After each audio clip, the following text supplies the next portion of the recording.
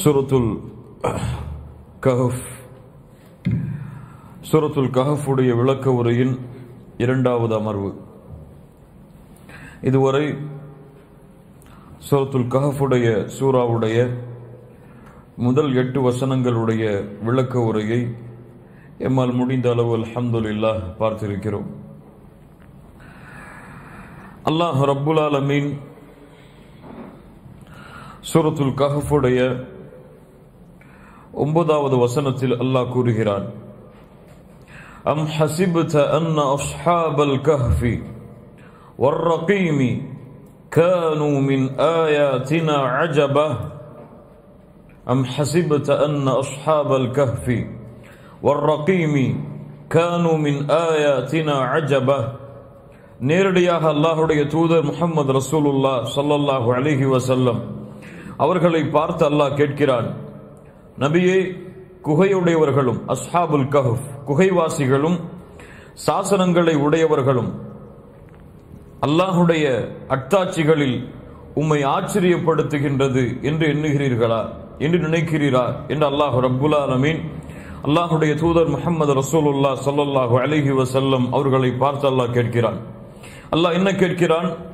நபி முஹம்மது ரசூலுல்லாஹ் ஸல்லல்லாஹு அலைஹி வஸல்லம் அவர்களே, அஸ்ஹாபுல் கஹஃபும் ரகீமும் அல்லாஹ்வுடைய அத்தாட்சிகளில் மிக பெரியது என்று எண்ணுகிறீரா?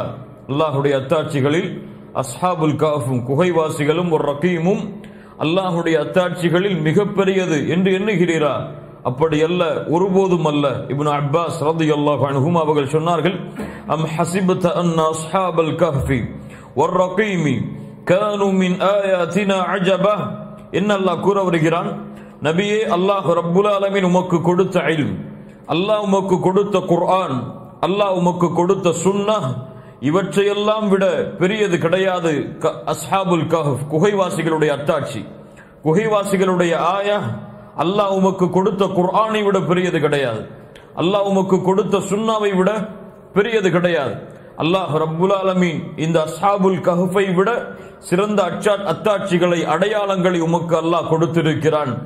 இவை அஸ்ஹாபுல் கஹஃபை ரகீமை நீங்கள் ஆச்சரியப்படுத்தக்கூடியதாக மிகப்பெரிய அத்தாட்சியாக நபியை எண்ணாதீர்கள்.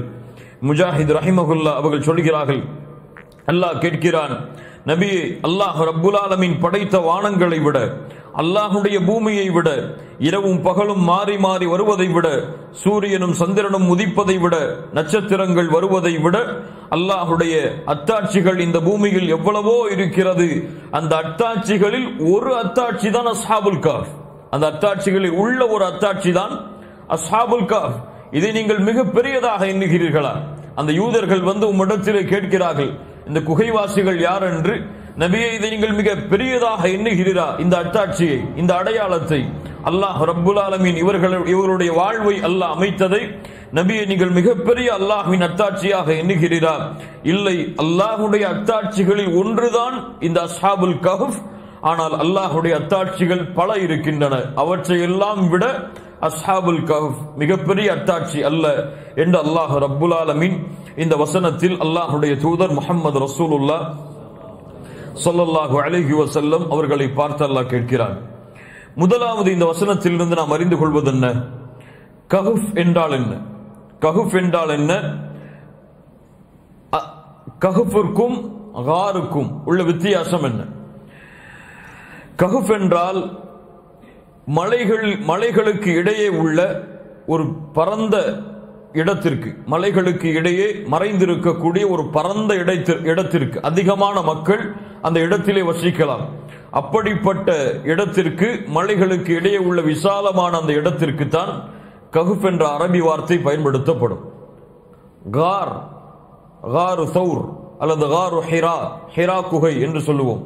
கார் என்றால் அந்த குகையுடைய அந்த வடிவம் எப்படி இருக்கும் என்றால், இருவர் தான் அந்த குகையில் வசிக்க முடியும். ஒருவர் இருந்தாலே அந்த குகையில் மிக சிறிய இடமாகத்தான் இருக்கும். நீங்கள் சௌர் குகையை பார்த்திருந்தால் தெரியும், ஹிராவுடைய குகையை பார்த்திருந்தால் தெரியும். அந்த குகையில் ஒருவர் தான் வசிக்க முடியும் அல்லது இருவர் இருக்க முடியும். இப்படிப்பட்ட இடத்திற்கு கார் என்று சொல்லப்படும் அரபியில். கஹஃப் என்றால் பரந்த இடத்திற்கு, மலைகளுக்கு இடையே உள்ள விசாலமாக குடைந்திருக்கக்கூடிய பரந்த இடத்திற்குத்தான் அரபு வார்த்தையில் கஹ்ஃப் என்று அழைக்கப்படும். அஸ்ஹாபுல் கஹ்ஃப். அப்ப அஸ்ஹாப் என்றால் தோழர்கள், கஹ்ஃப் என்றால் குகை, குகைவாசிகள் அல்லது குகையின் தோழர்கள். வர்ரகீம், அஸ்ஹாபுல் கஹ்ஃபி வர்ரகீமி. வர்ரகீம் என்றால் என்ன? இதிலே பல கருத்துக்கள் இருக்கிறது. ரகீம் என்றால் பெரும்பான்மையான அறிஞர்கள் கூறுவது அஸ்ஹாபுல் கஹ்ஃப், குகைவாசிகளுடைய பெயர்கள் எழுதப்பட்டு அந்த மலையிலே இருக்கக்கூடிய அந்த குகையில் தொங்க விடப்பட்டிருந்தது. அதற்குத்தான் ரகீம் என்று அல்லாஹ் கூறுகிறான். அல்லது அந்த கல்வெட்டில் எழுதப்பட்ட பெயர்கள், அதற்கு ரகீம் என்று அல்லாஹ் கூறுகிறான். அல்லது கஹ்ஃபாசிகள், அஸ்ஹாபுல் கஹ்ஃபாசிகள் வாழ்ந்த அந்த மலையின் பிரதேசத்தில் இருக்கக்கூடிய அந்த பகுதிக்கு அல்லாஹ் ரகீம் என்று கூறுகிறான். அல்லது ரகீம் என்றால் அந்த கஹ்ஃபாசிகள் இருந்த ஊரை அல்லாஹ் கூறுகிறான். அல்லது ரகீம் என்றால் அந்த கஹ்ஃபாசிகளோடு இருந்த அந்த நாயை அல்லாஹ் ரப்புல் ஆலமீன் பெயரிட்டு அழைக்கிறான் என்று பல கருத்து வேறுபாடுகள் இந்த ரகீம் என்ற வார்த்தைக்கு இருக்கிறது. பொதுவாக ரகீம் என்றால் கிதாபும் மர்கூம். அல்லாஹ் ரப்புல் ஆலமீன் இந்த சூராவில் சொல்லுகிறான், கிதாபும் மர்கூம், சூரத்துல் முத்தஃபிஃபின். கிதாபும் மர்கூம், எழுதப்பட்ட ஏடு. அப்ப எழுதப்பட்டு தொங்கவிடப்பட்ட அல்லது எழுதப்பட்ட ஒரு ஏட்டிற்கு தான் ரகீம் என்று சொல்லப்படும், கிதாபும் மர்கூம். அதனால் பெரும்பான்மையான அறிஞர்களுடைய கருத்தின்படி ஒரு ரகீம் என்றால் அஸ்ஹாபுல் கஹ்ஃபாசிகளுடைய பெயர்கள் எழுதப்பட்ட ஏடு. அதான் சாசனத்தை உடையவர்கள் என்று தமிழாக்கத்திலே பார்க்கலாம். அஸ்ஹாபுல் கஹ்ஃபி வர் ரகீமி கானூ மின் ஆயாத்தினா அஜபா. நபியே, இந்த அஸ்ஹாபுல் கஹ்ஃபும் இந்த ரகீமும் அதைத்தான், அவர்களைத்தான் அல்லாஹ் வேறு பெயரிட்டு அழைக்கிறான். அஸ்ஹாபுல் கஹ்ஃப், ரகீம், இந்த இருவரும் வேறு வேறு கூட்டம் கிடையாது, ஒரே கூட்டம் தான். அஸ்ஹாபுல் கஹ்ஃப் வர் ரகீம் கானூ மின் ஆயாத்தினா அஜபா. அல்லாஹ்வுடைய அத்தாட்சிகளில் உம்மை ஆச்சரியப்படுத்தக்கூடிய அத்தாட்சியாக எண்ணுகிறீரா நபியே என்று அல்லாஹ் ரப்புல் ஆலமீன் அல்லாஹ்வுடைய தூதர் முஹம்மது ரசூலுல்லாஹ் ஸல்லல்லாஹு அலைஹி வஸல்லம் அவர்களை பார்த்து அல்லாஹ் கேட்கிறான், இந்த அஸ்ஹாபுல் கஹ்ஃப் எங்கே வசித்தார்கள்? எந்த ஊரில் வசித்தார்கள்? எந்த குகையை அல்லாஹ் ரப்புல் ஆலமீன் அஸ்ஹாபுல் கஹ்ஃப் இருக்கக்கூடிய குகையாக அல்லாஹ் ரப்புல் ஆலமீன் ஆக்கினான்? இந்த ஞானங்கள் எல்லாம் அல்லாஹ்வுடைய இல்மில் இருப்பவை. இந்த ஞானங்கள் எல்லாம் அல்லாஹ்வுடைய இல்மில் இருப்பவை. இன்று பல வரலாற்று ஆசிரியர்கள், இஸ்லாமிய மார்க்கத்தில் இருந்த வரலாற்று ஆசிரியர்கள் கூட அஸ்ஹாபுல் கஹ்ஃபுடைய குகை எகிப்தில் இருக்கிறது அல்லது அம்மானில் இருக்கிறது, இது போன்ற பிரதேசங்களுடைய பெயர்களை குறிப்பிட்டு சில குகைகளுடைய அடையாளங்களை வைத்து இது அஸ்ஹாபுல் கஹ்ஃபுடைய குகையாக இருக்கலாம் என்றுதான் சொல்ல முடியுமே தவிர இதுதான் அந்த குகை என்று யாராலும் உறுதிப்படுத்தி சொல்ல முடியாது. எந்த இடத்திலே வசித்தவர்கள், எந்த காலத்தில் வசித்தவர்கள், தஃப்சீருடைய கலையுடைய ஆசிரியர்களுக்கு மத்தியில் பல கருத்து வேறுபாடுகள் இதில் இருக்கிறது. பெரும்பான்மையான அறிஞர்களுடைய கருத்து, முதல் கருத்து ஈசா அலைஹிஸ்ஸலாமிற்கு பின்னால் வந்தவர்கள். பெரும்பான்மையான அறிஞர்களுடைய இரண்டாவது கருத்து ஈசா அலைஹிஸ்ஸலாம் அவர்களுக்கு முன்னால் வந்தவர்கள், நபி மூசாவிற்கு பிறகு வந்தவர்கள். இதில் எது சிறந்தது? அல்லாஹ் ஒருவன் தான் அறிந்தவன். அல்லாஹ் ரப்புல் ஆலமீன் இதை தெரிவிப்பதால் பலன் இருக்கும் என்றால் இது எம்முடைய அக்கீதாவிற்கும் எம்முடைய நலனுக்கும் எம்முடைய இல்மிற்கும் பலனுள்ள கல்வியாக இது இருந்திருந்தால் அல்லாஹ் ரப்புல் ஆலமீன் அதை நமக்கு தெரிவித்திருப்பான். அல்லாஹ் தெரிவிக்காத பொழுது அல்லாஹ்வுடைய தூதர் முஹம்மது ரசூலுல்லாஹ் ஸல்லல்லாஹு அலைஹி வஸல்லம் அவர்கள் எமக்கு இதை பற்றிய தெளிவான கல்வி எமக்கு கொடுக்காத பொழுது நாம் என்ன புரிய வேண்டும்? இதை தெரிவதாலோ இதை அறிந்து கொள்வதாலோ எம்முடைய அக்கீதாவிற்கோ எம்முடைய இல்மிற்கோ எந்த ஒரு பெரும்பான்மையான சிறப்பு கிடைத்துவிடப் போவது கிடையாது. அல்லாஹ் ரப்புல் ஆலமீன் இந்த சம்பவத்தை, இந்த நிகழ்வை குறிப்பிடுவதன் காரணம் இந்த நிகழ்விலிருந்து பெறக்கூடிய படிப்பினை அறிவதற்காகத்தானே தவிர அந்த காலத்தையும் அந்த வரலாற்றையும் அல்லாஹ் ரப்புல் ஆலமீன் அடுக்கடுக்காக கூறுவது எமக்கு கிடையாது.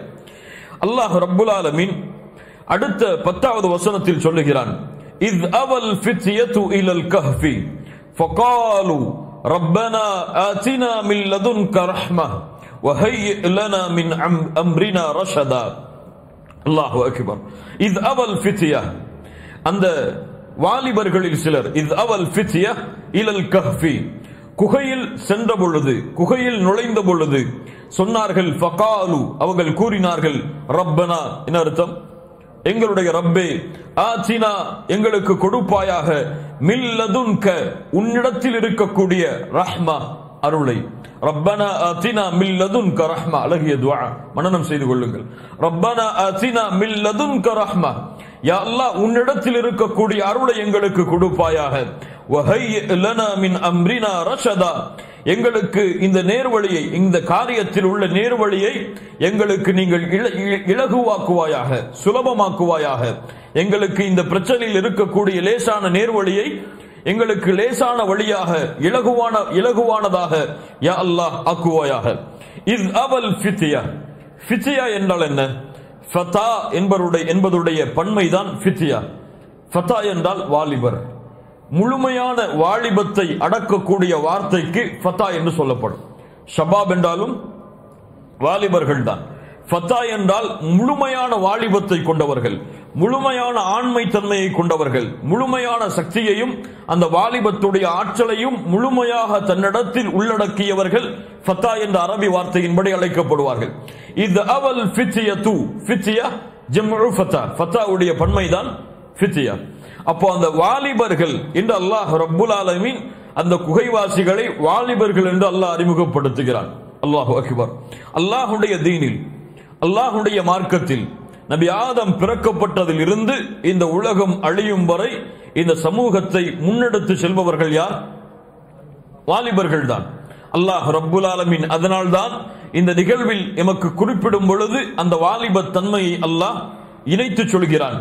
அல்லாஹுடைய மார்க்கத்தில் அல்லாஹுடைய தூதர் முஹம்மது ரசூலுல்லாஹ் ஸல்லல்லாஹு அலைஹி வஸல்லம் அவர்கள் கொண்டு வந்த இந்த தீனில் அவர்களுக்கு உதவி செய்த, அவர்களுக்கு உறுதுணையாக இருந்த, அவர்களுக்கு இந்த மார்க்கத்தில் உறுதுணையாக இருந்து வெற்றியை தேடித்தந்த இஸ்லாமிற்கும் தௌஹீதுக்கும் மிகப்பெரிய உதவிகளை செய்தவர்கள் யார்? வாலிபர்கள் தான். ஏன் அல்லாஹுடைய தூதர் முஹம்மது ரசூலுல்லாஹ் ஸல்லல்லாஹு அலைஹி வஸல்லம் அவர்களுக்கு வஹீயை அல்லாஹ் ரப்புல் ஆலமீன் கொடுப்பதற்கு தேர்ந்தெடுத்த வயது என்ன? 40. வாலிபத்துடைய முழுமையுடைய வருடம் அது, வாலிபத்துடைய முழுமையின் பருவம் அது. அல்லாஹுடைய தூதருக்கு மிக உறுதுணையாக இருந்த இந்த இஸ்லாமிய மார்க்கத்தில் அல்லாஹுடைய தூதருக்கு பிறகு நபிமார்கள் ரசூல்மார்களுக்கு பிறகு மதிக்கப்படக்கூடிய அபூபக்கர் அஸ்-சித்தீக் ரலியல்லாஹு அன்ஹு அவர்கள் இஸ்லாமிய மார்க்கத்தை ஏற்ற பொழுது அவர்களுடைய வயது என்ன? 38. அல்லாஹுடைய தூதருக்கு 2 வருடம் குறைவானவர், 38. உமர் இப்னு அல்-கத்தாப், அபூபக்கர் அஸ்-சித்தீக் ரலியல்லாஹு அன்ஹு அவர்களுக்கு பிறகு இந்த உம்மத்தில் நாம் மதிக்கக்கூடிய மிகச் சிறந்த தலைவராக கருதக்கூடிய அமீருல் முஃமினீன் என்று எம்மால் அழைக்கப்படக்கூடிய உமர் இப்னு அல்-கத்தாப் அவர்களுடைய வயது என்ன? 27 அல்லது 28. இஸ்லாமிய மார்க்கத்துடைய ஆரம்ப கால சஹாபாக்கள் முஸ்அப் இப்னு உமைர், சஅத் இப்னு அபி வக்காஸ், அப்துர் ரஹ்மான் இப்னு அவுஃப், அர்கம் இப்னு அல்-அர்கம், ஹாலித் இப்னு வலீத், முஆத் இப்னு ஜபல், ஜஅஃபர் இப்னு அபி தாலிப், அலி இப்னு அபி தாலிப், இது போன்ற எல்லா சஹாபாக்களும் யார்? வாலிபர்கள். அல்லாஹுடைய தூதர் முஹம்மது ரசூலுல்லாஹ் ஸல்லல்லாஹு அலைஹி வஸல்லம் ஒட்டகங்களையும் கால்நடைகளையும் மேய்த்துக் கொண்டிருந்த இந்த வாலிபர்களை உலகை ஆளக்கூடிய தலைவர்களாக அல்லாஹுடைய தூதர் முஹம்மது ரசூலுல்லாஹ் ஸல்லல்லாஹு அலைஹி வஸல்லம் இவர்களுடைய வாலிப பருவத்திலேயே உருவாக்கினார்கள். முஸ்அப் இப்னு உமைர் ரலியல்லாஹு அன்ஹு மிகச் சிறந்த ஒரு சஹாபாக்களில் ஒருவர், மிக குறுகிய வயதை உடைய வாலிபர். அல்லாஹ்வுடைய தூதர் தனக்கு முன்னதாக மதீனாவிற்கு சென்று அழைப்பு பணியை செய்யக்கூடிய பணியை முஸ்அப் இப்னு உமைருடைய கரத்தில் கொடுத்து அல்லாஹ்வுடைய தூதர் அனுப்பி வைத்தார்கள். அல்லாஹு அக்பர். மதீனாவிற்கு அல்லாஹ்வுடைய தூதர் சென்று அழைப்பு பணியை செய்வதற்கு முன்னால் முஸ்அபை அல்லாஹ்வுடைய தூதர் பழக்கப்படுத்துகிறார்கள் என்றால் அல்லாஹ்வுடைய தூதர் இதிலிருந்து தரக்கூடிய படிப்பினை என்ன? நம்முடைய சமூகம் இந்த வாலிபர்களை கொண்டு உருவாக்கப்பட வேண்டும். எவ்வளவோ மூத்த சஹாபாக்கள் இருந்தார்கள், ஆனால் அல்லாஹ்வுடைய தூதர் முஸ்அப் இப்னு உமைரை தேர்ந்தெடுத்ததன் காரணம் என்ன? யோசித்து பாருங்கள் கண்ணியத்துக்குரியவர்களே. முஸ்அப் இப்னு உமைர் தனி மனிதராக மதீனாவிற்கு சென்றால் முதல் அக்கபாவுடைய உடன்படிக்கை முடிந்ததற்கு பிறகு இரண்டாவது அக்கபாவுடைய உடன்படிக்கைக்கு பெரும்பான்மையான சஹாபாக்களை அழைத்து வந்தார். மதீனாவுடைய ஒவ்வொரு வீதிகளிலும் ஒவ்வொரு வீட்டிலும் இஸ்லாமுடைய விளக்கை ஏற்றிய சிறப்பு முஸ்அப் இப்னு உமைரை அடையாமல் இருக்காது. அல்லாஹு அக்பர். ஜஅஃபர் இப்னு அபி தாலிப் ரலியல்லாஹு அன்ஹு நஜ்ஜாசி அரசருக்கு முன்னால் அவ்வளவு சஹாபாக்கள் இருக்கிறார்கள். அந்த சஹாபாக்களில் யார் நஜ்ஜாசி அரசருக்கு முன்னால் பேச வேண்டும் என்று முடிவெடுக்கும் பொழுது 20 வயதிற்கு குறைவான, எவ்வளவு வயது?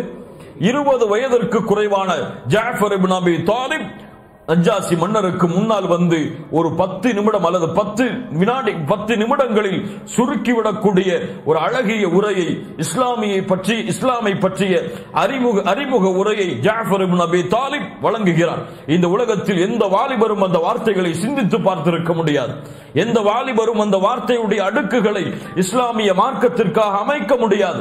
இருந்தாலும் அல்லாஹ்வுடைய தூதர் முஹம்மது ரசூலுல்லாஹ் ஸல்லல்லாஹு அலைஹி வஸல்லம் அவர்களிடமிருந்து பாடம் பயின்ற ஜாஃபர் இப்னு அபி தாலிப் ரலியல்லாஹு அன்ஹு, இஸ்லாமிய மார்க்கத்திலே சிறந்த சஹாபியாக தங்களுடைய மரணம் வரை வாழ்ந்த ஜாஃபர் இப்னு அபி தாலிபை அல்லாஹ்வுடைய தூதர் உருவாக்கினார்கள். முஸ்அப் இப்னு உமைரை அல்லாஹ்வுடைய தூதர் உருவாக்கினார்கள்.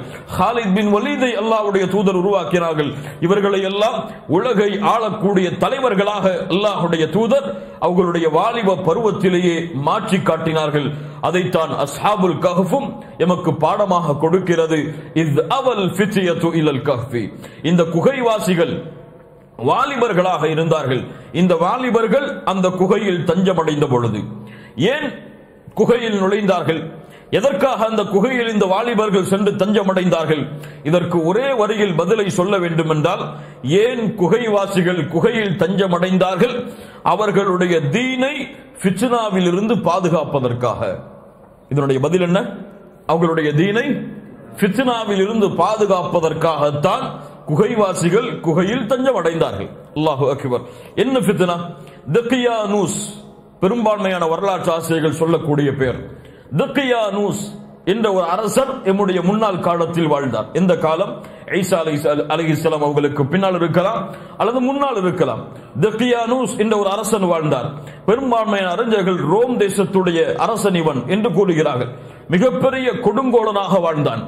யாரெல்லாம் தன்னை வணங்கவில்லையோ, யாரெல்லாம் தான் காட்டக்கூடிய இறைவனை வணங்கவில்லையோ அவர்களை துன்புறுத்தினான், அவர்களை கொடுமைப்படுத்தினான். அந்த சிலைகளுக்கும் அவர்கள் வணங்கக்கூடிய தெய்வங்களுக்கும் அறுத்து பலியிடும்படி மக்களை ஏவினான். இப்படிப்பட்ட அரசன் தக்கியானூஸ் வாழ்ந்த காலத்தில் தான் ஈமானை ஏற்றுக்கொண்டு அவர்களுக்கு அனுப்பப்பட்ட வேதத்தையும் தூதுத்துவத்தையும் ஏற்றுக்கொண்ட வாலிபர்கள் அந்த அரசனுக்கு எதிராக கிளந்தார்கள். அந்த அரசன் காட்டக்கூடிய அல்லது அந்த ஊர்வாசிகள் வணங்கக்கூடிய தெய்வங்களை புறக்கணித்தார்கள். அவர்களுக்கு எதிராக பேச ஆரம்பித்தார்கள். அல்லாஹுவை வணங்கும்படியும் சிலைகளையும் வணக்க வழிபாடுகளை செலுத்தக்கூடிய அந்த வணக்க ஸ்தலங்களையும் புறக்கணித்து அல்லாஹ் ஒருவனை மட்டுமே வணங்குமாறு அழைத்தார்கள் இந்த அஸ்ஹாபுல் கஹ்ஃப் குகைவாசிகள். அவர்களுடைய தீனுக்கு பாதிப்பாக, அவர்களுடைய தீனில் குழப்பம் அளிப்பதற்காக பல சோதனைகளை, பல ஃபித்னாக்களை அந்த அரசன் கட்டவிழ்த்து விட்டான்.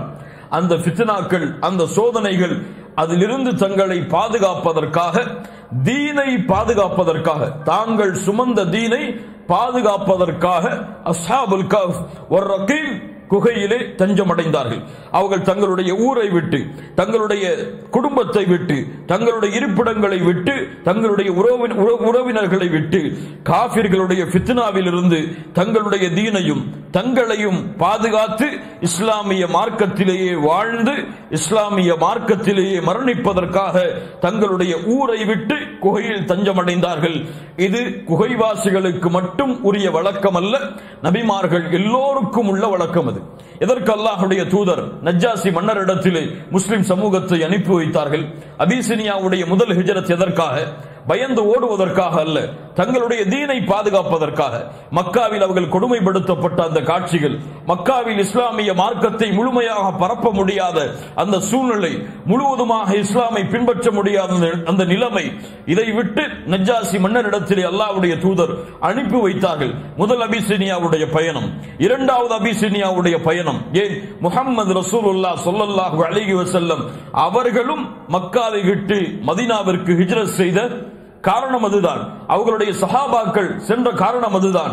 அதே வழிமுறைதான் இது முன்னால் உள்ள காலத்திலும் நபிமார்கள் நல்லவர்களுடைய வழிமுறை. தங்களுடைய தீனை பாதுகாப்பதற்காக, தங்களுக்கு ஏற்படக்கூடிய ஃபித்னாவை விட்டு பாதுகாப்பதற்காக குகையில் தஞ்சமடைந்தார்கள் அஸ்ஹாபுல் கஹ்ஃபுடைய வாசிகள். கண்ணியத்துக்குரியவர்களே, இது தரக்கூடிய பாடம் என்ன, படிப்பினை என்ன? ஃபித்னாவுடைய வடிவம் எந்த வடிவில் இருந்தாலும் சரி, நாம் சந்திக்கக்கூடிய குழப்பங்கள் எந்த முறையில் இருந்தாலும் சரி, ஃபித்னத்து ஷஹவாத்தி வ ஃபித்னத்து ஷுபஹாத், மனோ இச்சைகளுடைய ஃபித்னாவாக இருந்தாலும், உலக ஆசைகளுடைய ஃபித்னாவாக இருந்தாலும், எந்த ஃபித்னாவாக இருந்தாலும் அந்த ஃபித்னாவை கண்டால் ஒரு முஃமின் அதோடு போரிட மாட்டான், அந்த ஃபித்னாவை விட்டு விலகி விடுவான். அந்த ஃபித்னாவை விட்டு விலகி விடுவான். விலகி அவனுக்கு குகை கிடைத்தால் குகையில் தஞ்சம் அடைவான். என்ன குகை? அந்த அஸ்ஹாபுல் கஹ்ஃபுடைய குகை அல்ல, அது மலையிலே இருக்கக்கூடிய குகை அல்ல. ஒருவன் ஃபித்னாவை இந்த உலகத்தில் சந்திக்கிறான் என்றால் அஸ்ஹாபுல் கஹ்ஃபுடைய வரலாற்றை படித்தவன் குகையில் தஞ்சம் அடைவான். எந்த குகையில் தஞ்சம் அடைவான்? அவனுடைய இல்மில் குறைவு ஏற்பட்டால், அவனுடைய இல்மில் ஃபித்னா ஏற்பட்டால், அவன் பார்க்கக்கூடிய இல்மை சுமந்தவர்களில் ஃபித்னா ஏற்பட்டால், உண்மையான சாலிஹான ஈமானையும் அகீதாவையும் கொண்ட உலமாக்களுடைய கல்வி சபையுடைய குகையில் தஞ்சமடைவான்.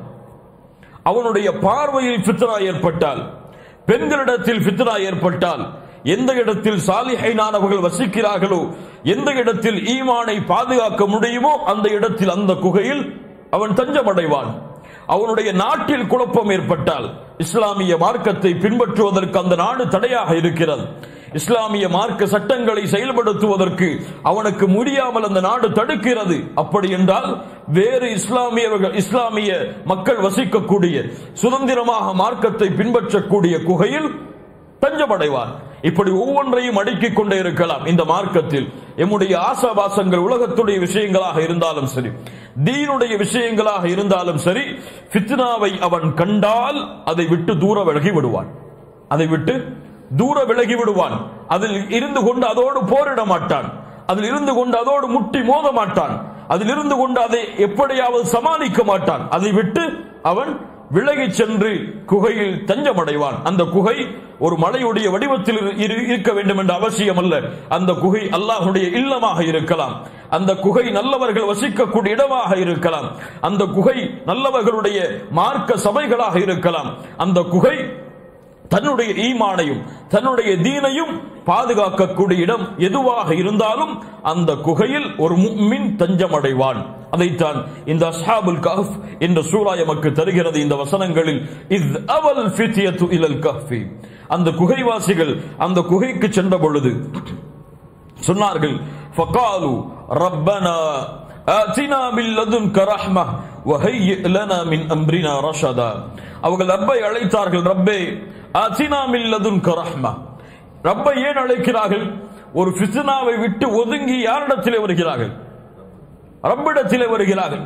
அந்த ரப்பை அழைக்கிறார்கள் அந்த ஃபித்னாவில் இருந்து தன்னை பாதுகாப்பதற்காக.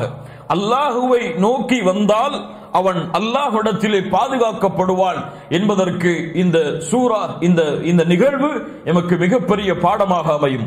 ரப்பனா ஆதினா மின் லதுன்க ரஹ்மஹ், யானி யா அல்லாஹ் உன்னிடத்தில் இருக்கக்கூடிய அருளை எமக்கு கொடுப்பாயாக. ரப்பனா ஆதினா ரஹ்மா என்று கேட்கவில்லை, அந்த வார்த்தை அமைப்பை கவனியுங்கள். ரப்பனா ஆதினா மின் லதுன்க ரஹ்மா, யா அல்லாஹ் உன்னிடத்தில் இருக்கக்கூடிய அருளை. அருள் எல்லாம் யாரிடத்தில் இருக்கிறது? பொதுவாக இல்லையா அல்லாஹ், பொதுவாக உலகம் எல்லாம் இல்லையா அல்லாஹ், உன்னிடத்தில் தான் இருக்கிறது.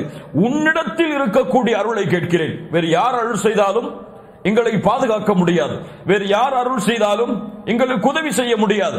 ரப்பனா ஆதினா மின் லதுன்க ரஹ்மா, உன்னிடத்தில் இருக்கக்கூடிய அருளை யா அல்லாஹ் எனக்கு கொடுப்பாயாக. அல்லாஹ்வுடைய அருளை பற்றி அல்லாஹ்வுடைய தூதர் முஹம்மது ரசூலுல்லாஹ் ஸல்லல்லாஹு அலைஹி வஸல்லம் அவர்கள் சொன்னார்கள். இமாம் புகாரி ரஹிமஹுல்லாஹ் பதிவு செய்கிறார்கள், ஜஅலல்லாஹு ரஹ்மத மிஅத ஜுஸ்இன், அல்லாஹ் அவனுடைய அருளை 100ஆக படைத்தான். ஃபஅம்ஸக இன்தஹு 99 ஜுஸ்அ, அவன் தன்னிடத்தில் 99 வைத்துக் கொண்டான். வஅன்ஸல ஃபில் அர்தி ஜுஸ்அ வாஹிதா, அவன் ஒரே ஒரு ஜுஸ்ஐ, ஒரே ஒரு பகுதியை அந்த அருளில் இருந்து இந்த பூமியில் இறக்கினான். ஃபமின் ذلكல் ஜுஸ்இ யதராஹமுல் خلق حتى ترفع الفرس حافرها عن ولدها خشية أن تصيبه. அல்லாஹ்வுடைய தூதர் முஹம்மது ரசூலுல்லாஹ் ஸல்லல்லாஹு அலைஹி வஸல்லம் சொன்னார்கள், அந்த ஒன்றை கொண்ட அருளில்தான் ஒரு குதிரை தன்னுடைய குட்டியை ஈன்றெடுத்தால் தன்னுடைய காலை உயர்த்தி பிடித்திருக்கிறது.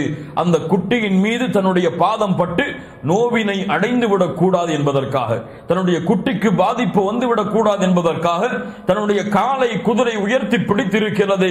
இந்த அருளும் அல்லாஹ்வுடைய அருளில் 1% தான். அல்லாஹ் படைத்த அருளில் 1% தான். சுப்ஹானல்லாஹி ரப்பில் ஆலமீன். அல்லாஹ்வுடைய அருளை கணக்கிட முடியுமா? இந்த உலகத்துடைய அருள் எல்லாம் யாருடைய அருளுக்கு சமமாகாது? அல்லாஹ்விற்கு பிறகு யாருடைய அருளுக்கு சமமாகாது? அல்லாஹ்வுடைய தூதர் முஹம்மது ரசூலுல்லாஹ் ஸல்லல்லாஹு அலைஹி வஸல்லம் வமா அர்ஸல்னாக இல்லா ரஹ்மத்தல் லில் ஆலமீன். அகில உலகத்திற்கும் அருளாக நபியை உம்மை அனுப்பி இருக்கிறோம்.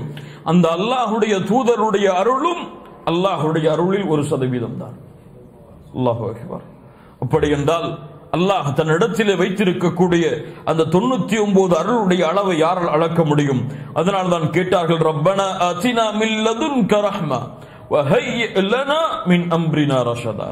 யா அல்லாஹ், எங்களுக்கு நியமி இந்த காரியத்தில் ஒரு நேர்வழியை, இந்த காரியத்தில் இலகுவை, இந்த காரியத்துடைய முடிவில் சிறந்ததை. இந்த அர்த்தங்கள் எல்லாம் அந்த ஹய்ய லனா மின் அம்ரினா ரஷதா என்ற வார்த்தைக்கு வரும்.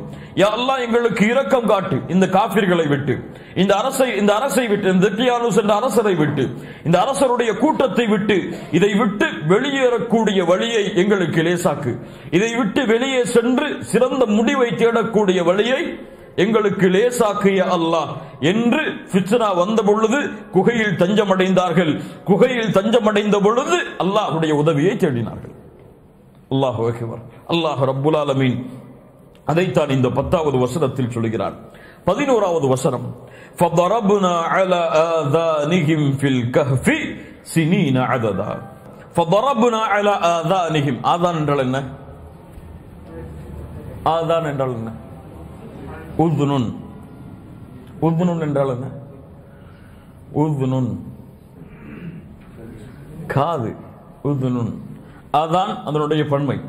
ஃபதரபுனா அடித்தோம், சாட்டினோம், அலா ஆதானிஹிம் அவர்களுடைய காதுகள் மீது, ஃபில் கஹ்ஃபி அந்த குகையில் அவர்கள் இருந்த பொழுது, சினீன அததா.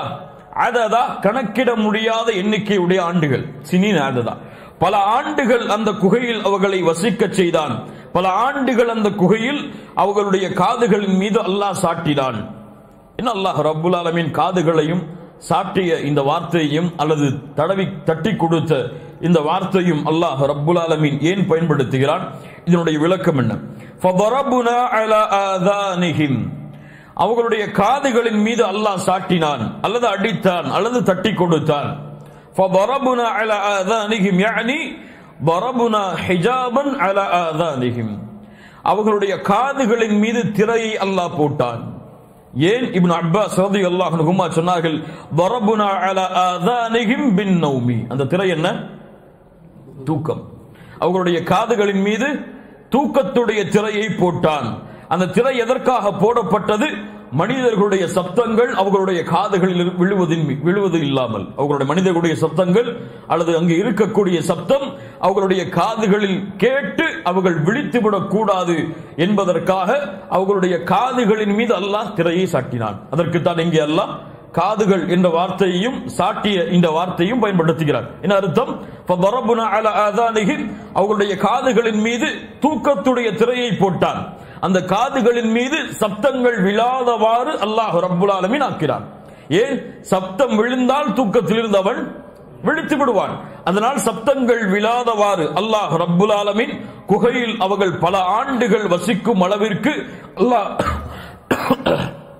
அல்லாஹ் ரப்புல் ஆலமீன் ஆக்கினான். சினீன அததா பல ஆண்டுகள், பல வருடங்கள்.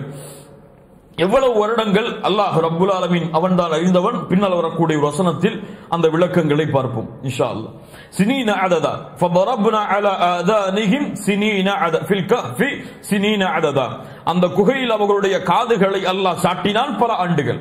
பல ஆண்டுகள் அவர்களுக்கு நித்திரையை அல்லாஹ் கொடுத்தான். அந்த வசனத்துடைய அர்த்தமாக அமையலாம். ثم بعثناهم அல்லாஹ் கவனிங்க இந்த வசனத்தை. ثم بعثناهم பிறகு அவர்களை அல்லாஹ் எழுப்பினான். லினஅலம அறிவதற்காக அல்லது அறிவித்து கொடுப்பதற்காக.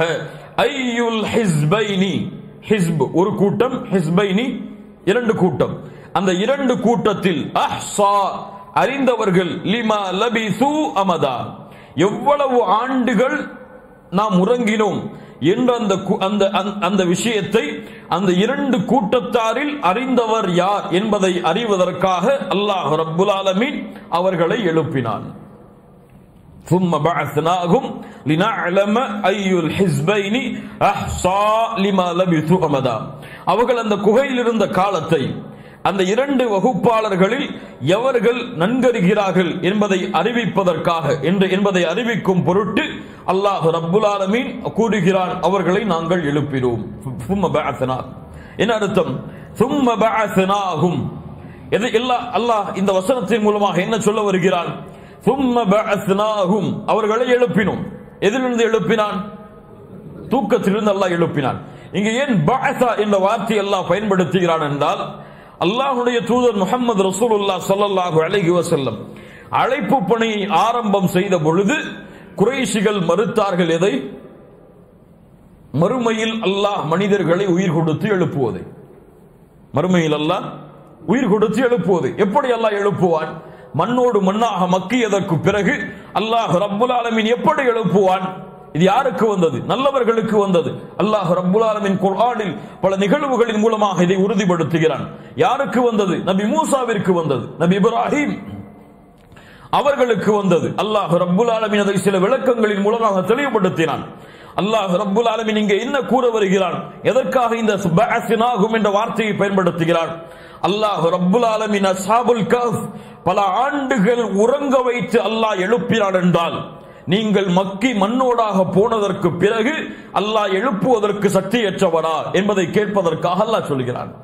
தூக்கத்தில் பல ஆண்டுகள் அல்லாஹ் ரப்புல் ஆலமீன் அவன் உயிரிழக்காமல் இருக்க வைத்து அவர்களை எழுப்ப அல்லாஹ் சக்தி உள்ளவன் என்றால், அவர்களை உயிர் கொடுத்து எழுப்பால், அவர்களை நித்திரையிலிருந்து எழுப்ப அல்லாஹ் சக்தி உள்ளவன் என்றால், அவர்கள் இறந்து மண்ணோடு மண்ணாக மக்கியதற்கு பிறகு அல்லாஹ் அவர்களை எழுப்புவது சிரமமா அல்லாஹ்விற்கு? இல்லை, அல்லாஹ் அதற்கும் ஆற்றல் உள்ளவன், அல்லாஹ் இதற்கும் ஆற்றல் உள்ளவன். ثم بعثناهم لنعلم, அறிந்து கொள்வதற்காக. யார் அறிந்து கொள்வதற்காக? அல்லாஹ். அப்ப என்ன இங்கே வரக்கூடிய புரிந்து கொள்ளக்கூடாது? அப்ப அல்லாஹ்விற்கு இந்த அஸ்ஹாபுல் கஹ்ஃப் எழுந்ததற்கு பிறகுதான் அவங்க எத்துணை ஆண்டுகள் உறங்கினார்கள் என்பது தெரியும் என்று எடுத்துக்கொள்ளலாமா? ஏன் அக்கீதால என்ன படிச்சோம்? இனஅலம, அல்லாஹ்வுக்கு என்ன தெரியும்? அந்த விஷயம் நடப்பதற்கு முன்னாலும் தெரியும். முன்னால் ஒரு ஹதீஸை பார்த்தோம். யஹ்யா இப்னு யஅமர், ஹுமைத் இப்னு அப்துர் ரஹ்மான் இப்னு அல்-ஹிம்யரி, இந்த இரண்டு தாபிஈன்களும் இப்னு உமரை சந்திக்கிறார்கள். இப்னு உமர் ரலியல்லாஹு அன்ஹுமா, யார் அவர்கள்? உமருடைய மகன். இப்னு உமர், எங்களுடைய காலத்தில் ஒருவர் இருக்கிறார், அவர் குர்ஆனை ஓதுகிறார், இல்மை ஆராய்கிறார். ஆனால் அவர் என்ன சொல்கிறார்? வ அன்னஹும் யஸ்உமூன அன் லா கதர் வ அன்னல் அம்ர உனுஃப். கதர் என்பது கிடையாது, உனுஃப் அதாவது யஅலமுல்லாஹு அஷ்யா இல்லா பஅத உகூஹா, ஒரு காரியம் நடந்ததற்கு பிறகுதான் அல்லாஹ்விற்கு அது தெரிய வரும் என்று நம்புகிறார். கதரியா ஜபரியாக்களை போன்று. இவரை பற்றி என்ன சொல்லுகிறீர்கள் என்று கேட்டபொழுது இப்னு உமர் சொன்னார்கள், நீங்கள் அவர்களை சந்தித்தால் சொல்லுங்கள், நான் அவர்களை விட்டு விலகுகிறேன், அவர்களும் என்னை விட்டு விலகுகிறார்கள். அவர்கள் உஹதுடைய மலையளவு தங்கம் வைத்திருந்து அதை அல்லாஹ்வுடைய பாதையில் சதகா செய்தாலும் அல்லாஹ் அங்கீகரிக்க மாட்டான், அவர்கள் கதரை குறித்து நம்பிக்கை கொள்ளும் வரை. எப்படி நம்பிக்கை கொள்ளும் வரை? அல்லாஹ்விற்கு அந்த காரியம் நடப்பதற்கு முன்னாலும் அல்லாஹ்விற்கு தெரியும். எத்தனை ஆண்டுகளுக்கு முன்னால் தெரியும்? அதற்கு அளவு கிடையாது. எத்தனை ஆண்டுகளுக்கு முன்னால் அல்லாஹ் பதிந்தான், அதற்கு அளவு இருக்கிறது. ஏன் அளவு இருக்கிறது? அல்லாஹ்வுடைய தூதர் அதை சொல்லி இருக்கிறார்கள். எத்தனை ஆண்டுகளுக்கு முன்னால் அல்லாஹ் பதிந்தான், எழுதினான்? 50,000 ஆண்டுகளுக்கு முன்னால், உலகத்தை படைப்பதற்கு முன்னால் அல்லாஹ் ரப்புல் ஆலமீன் 50,000 ஆண்டுகளுக்கு முன்னால் கதரை அல்லாஹ் எழுதினான். என்ன புரிந்து கொள்ளக்கூடாது? அஸ்ஹாபுல் கஹ்ஃப் இதற்கு பிறகுதான் அல்லாஹ்விற்கு தெரிய வரும். அவர்கள் உறங்கி எழுந்ததற்கு பிறகுதான் எத்துணை ஆண்டுகள் உறங்குவார்கள் என்பது அல்லாஹ்விற்கு தெரிய வரும் என்று எடுத்துக் கொள்ளக்கூடாது. அல்லாஹ்விற்கு அவர்கள் உறங்குவதற்கு முன்னாலும் தெரியும், அஸ்ஹாபுல் கஹ்ஃபை அல்லாஹ் படைப்பதற்கு முன்னாலும் தெரியும், இந்த உலகத்தை படைப்பதற்கு முன்னாலும் அல்லாஹ்விற்கு தெரியும். அந்த இல்மிற்கு அளவு கிடையாது, காலம் கிடையாது. அல்லாஹ் எப்படி முதலாமவனோ அவனுக்கு முன்னால் யாரும் கிடையாதோ, அல்லாஹ் எப்படி இறுதியானவனோ அவனுக்கு பிறகு யாரும் கிடையாதோ, அது போன்று இந்த இல்மிற்கு முன்னாலும் எதுவும் கிடையாது. இது அல்லாஹ்வுடைய இல்ம்.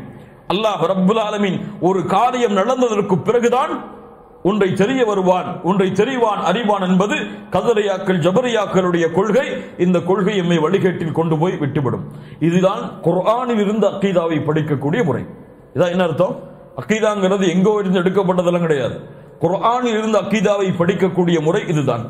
அன்னா அஸ்ஹாபல் கஹ்ஃப் ثم بعثناهم لنعلم أي الحزبين.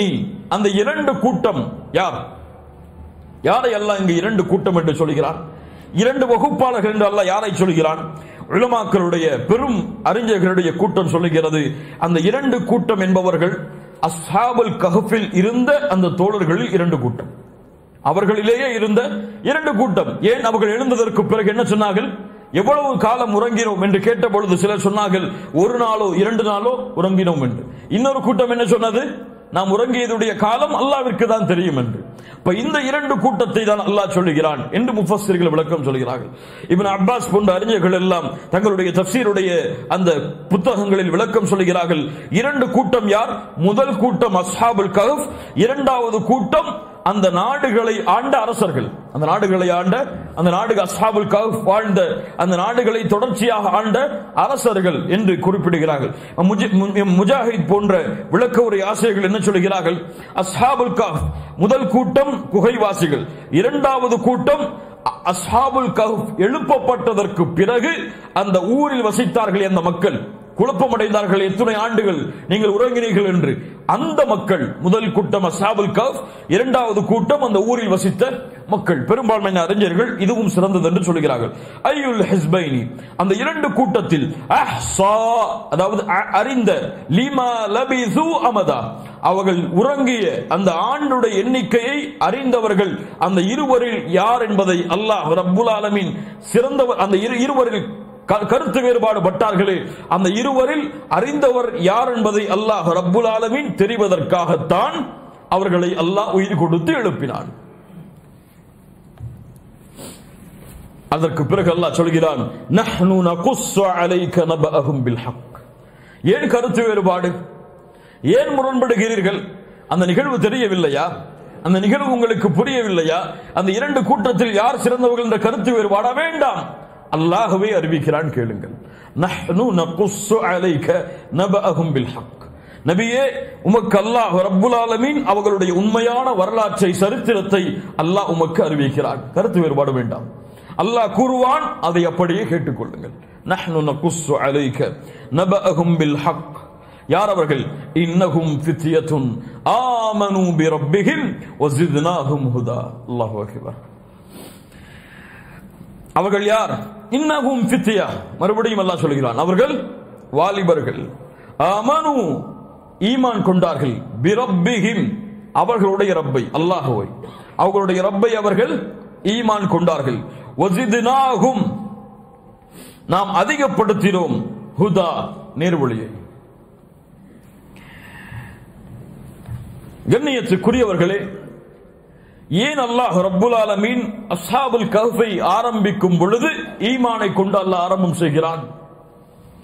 இவர்களுடைய அந்த உறுதிக்கு, ஊரை விட்டு, உலகத்தை விட்டு, நாட்டை விட்டு, ஒரு 4 சுவற்றிற்கு மத்தியிலே இருக்கக்கூடிய குகையில் தஞ்சமடையும் அளவிற்கு அந்த சிறு வயதுடைய வாலிபர்களை ஊக்குவித்தது, அவர்களுக்கு அந்த உறுதியை கொடுத்தது எது?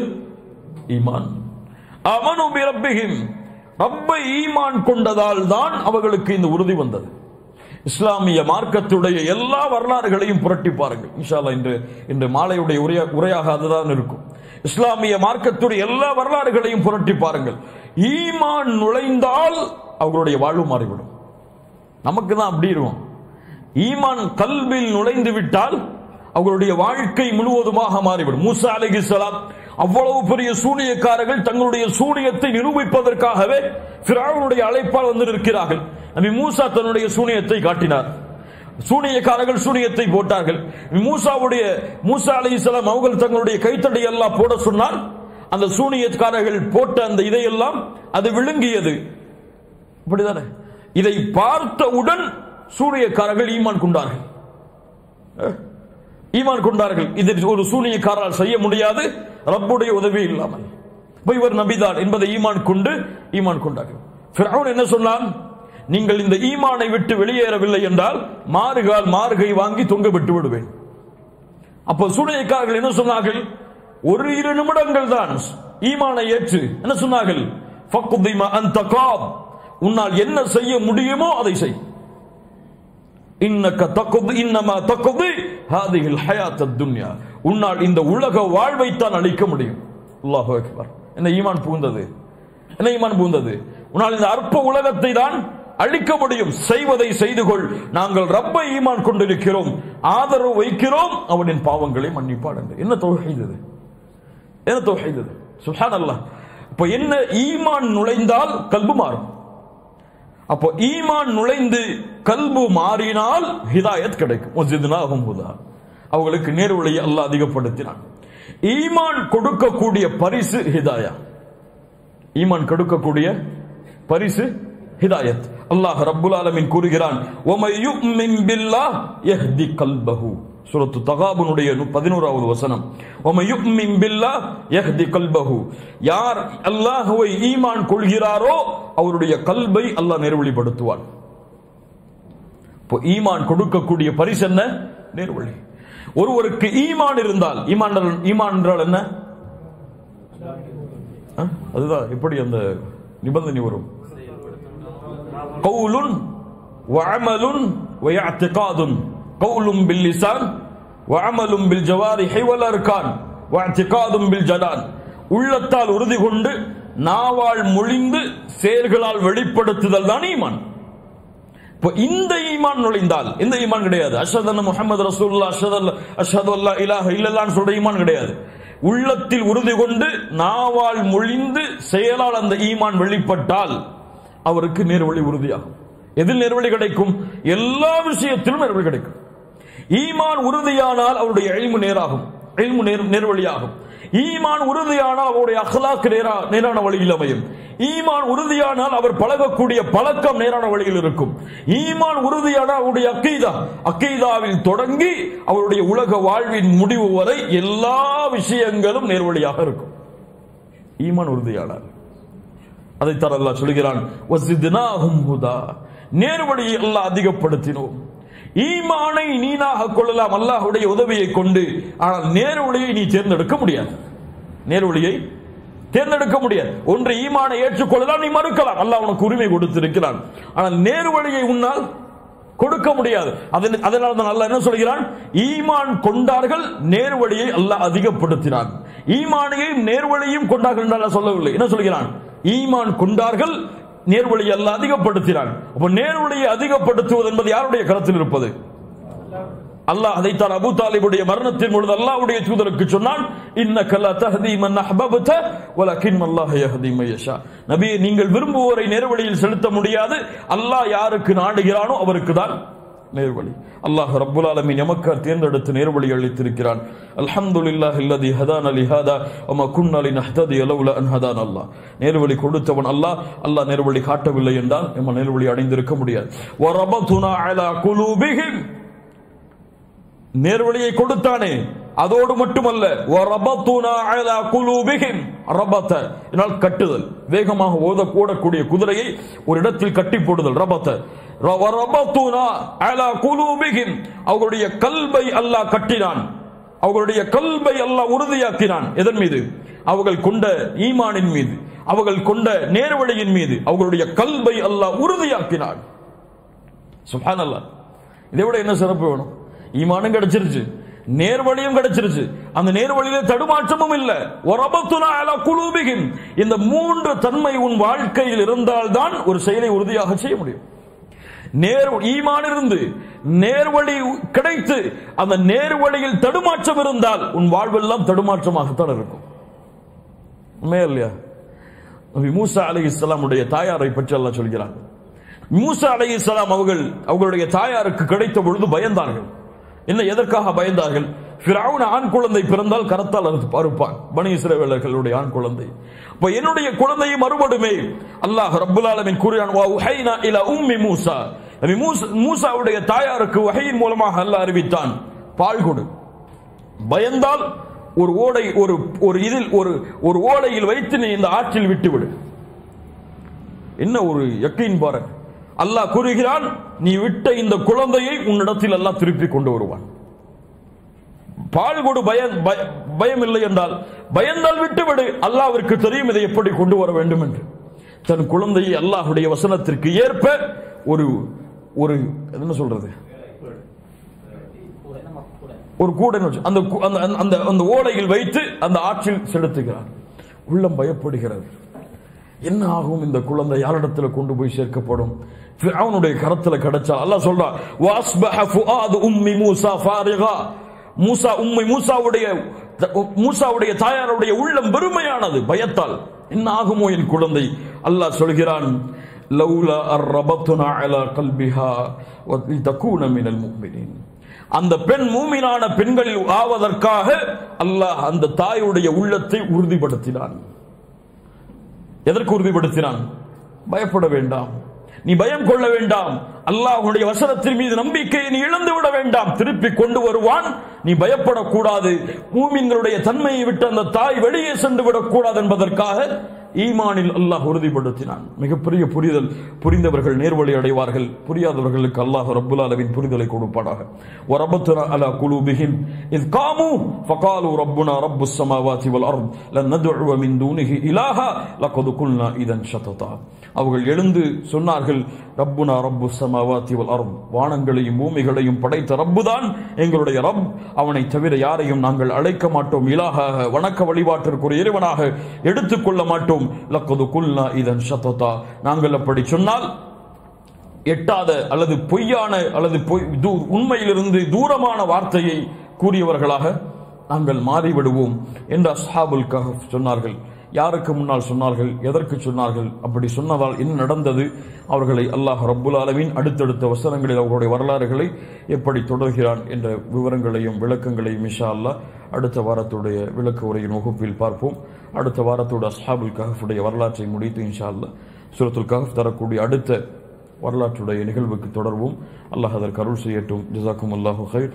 பாரக்கல்லாஹு லக்கும். அஸ்ஸலாமு அலைக்கும் வரஹ்மத்துல்லாஹி வபரகாத்துஹு.